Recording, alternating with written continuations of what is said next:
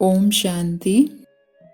कुंज दादी अपने अनुभव में बताती हैं कि जब यज्ञ हमारा माउंट आबू में ट्रांसफ़र हो गया था तो वहाँ पर कोर्स कराने की ड्यूटी कुंज दादी की भी थी। और कोर्स कराते टाइम ये बहुत फोर्स से बताया जाता था कि हमें स्वयं भगवान पढ़ाते हैं। तो ज़्यादातर जिज्ञासु से जब फॉर्म भरवाया जाता था तो वो कहते थे कि हमें तुम्हारे बाबा से मिलना है, तुम्हारे गुरु से मिलना है, दादा से मिलना है। लेकिन दादी कहते थे कि तुम जानते ही नहीं बाबा को, तुम मिलोगे कैसे, इसलिए 7 दिन का कोर्स कर लो पहले, फिर तुम बाबा को जान जाओगे और फिर उनसे मिलना। तो जिज्ञासु 7 दिन का कोर्स बहुत अच्छे से लगन से करते थे क्योंकि उन्हें बाबा से मिलना होता था आखिरी दिन। तो जिज्ञासु आखिरी दिन का वेट कर रहे होते थे और आखिरी दिन बाबा क्या करते थे, या तो ऑफिशियली कभी ऑफिस में जाकर अपने कमरे में जाकर बाबा मिलते थे, या फिर कहीं कभी कोई कर्म कर रहे होते थे तो उस कर्म में भी मिल लेते थे। तो कुंज दादी ने एक बार एक जिज्ञासु को कराया और 7 दिन का कोर्स पूरा होने के बाद जिज्ञासु बिल्कुल कि मुझे बाबा से मिलना ही है, तो दादी बाबा के पास गई। बाबा उस टाइम गेहूं साफ करवा रहे थे।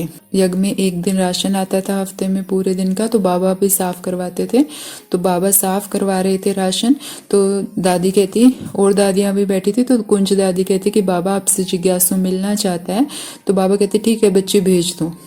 तो दादी कहती बाबा मैं उसको 7 दिन से ये पढ़ा रही हूँ कि भगवान हमें पढ़ाते हैं, भगवान हमें पढ़ाते हैं, और वो आके देखेगा कि आपका भगवान गेहूं साफ करवा रहा है। तो बाबा मुस्कुराने लग गए और दादियों को कहते कि देखो बच्ची में देह अभिमान आ रहा है।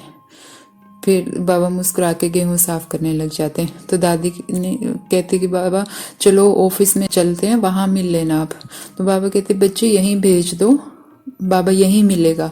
और बाबा फिर गेहूं साफ करने लग जाते। दादी कहती बाबा मैं इतने दिनों से उसको कह रही हूँ कि हमारा ऊंचे से ऊंचा परमात्मा है हमारा बाबा, और वो देखेगा तो क्या सोचेगा।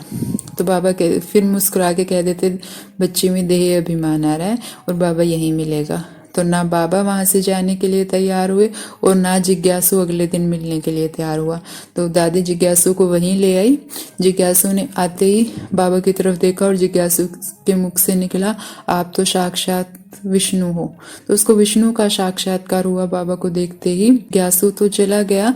बाबा ने बच्ची को कहा और बच्ची कैसा लगा। तो कुंज दादी बोले कि बाबा तभी तो कहते हैं भगवान की गतमत वो ही जाने। एक साधारण से कर्म में भी आत्मा को साक्षात्कार करवा दे, ये तो सिर्फ परमात्मा ही कर सकता है। तो इससे हमें ये प्रेरणा मिलती है कि हमारा बाबा इतना निरहंकारी थे, ब्रह्मा बाबा इतना निरहंकारी थे कि कोई भी कर्म उन्हें छोटा नहीं लगता था।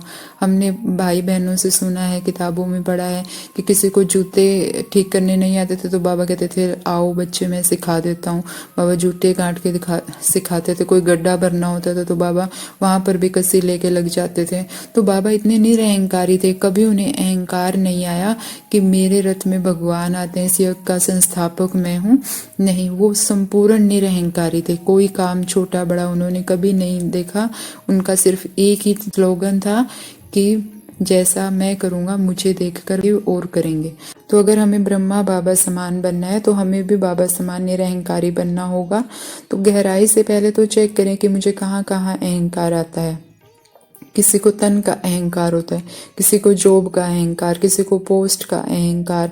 तो हम में कहीं ये अहंकार तो नहीं है। हम गहराई से चेक करें। कई बार तो हमें कपड़े, अगर हमने हाई प्रोफाइल कपड़े पहने तो हमें उनका भी अहंकार हो जाता है। तो हमें निरअहंकारी बनना ही होगा अगर हमें बाप समान बनना है। तो कोई भी कर्म छोटा बड़ा नहीं है। साधारण सा कर्म करते हुए भी हम आत्माओं को साक्षात्कार करा सकते हैं, बाबा का अनुभव करा सकते हैं, अगर हम बाबा की लगन में मगन होकर अलौकिक रीति से वो कर्म कर रहे हैं। तो बाप समान बनने के लिए निरअहंकारी भी बनना है। ओम शांति।